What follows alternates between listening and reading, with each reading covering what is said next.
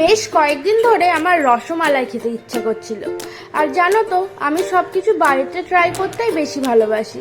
তাই যেমন কথা তেমন কাজ, দুধ নিয়ে এসে আমি গ্যাসে বসিয়ে দিয়েছি আর দুধটাকে ফার্স্টে ছানা করে নিলাম। এখানে 1 লিটারের দুধ ছিল আর সেটা ছানা করে আমি ছানাটাকে ভালো করে এইভাবে ডলে ডলে ঠিক করে নেব, মেখে নেব। আর তারপরে আমি মিষ্টির গোলাকারগুলো তৈরি করে নেব। এই দেখো ছোট ছোট বানিয়েছি, কারণ রসমালাই দেবো, রসমালাই ছোটোই ভালো লাগে। আর আমি এখানে সাইডে একটা বাটিতে একটুখানি দুধ রেখেছি, ওটাও তোমাদের বলবো কেন।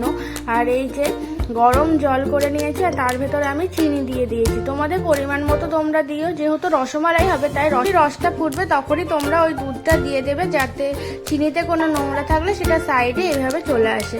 এখন ক্লিয়ার পুরো রসটা। এবার আমি মিষ্টিগুলো দিয়ে দেবো, ছানার বলগুলো। এখনো মিষ্টি হয়নি যদিও। আর তারপর আমি ঢেকে দেবো 10 মিনিট। 10 মিনিট পরে তোমরা দেখতেই পাচ্ছ কি সুন্দর ফুলে উঠেছে আমাদের মিষ্টিগুলো, তাই না?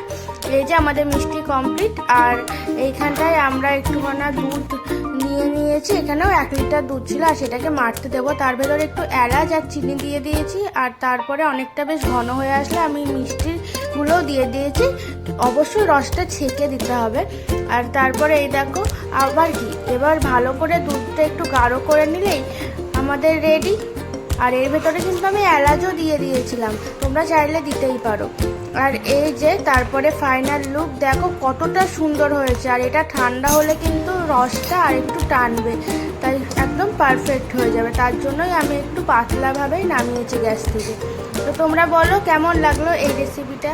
তো চলো আজকের মতো এইটুকুই, আবার অন্য একটা ভিডিও নিয়ে পরে অন্যদিন দেখা হবে। টাটা।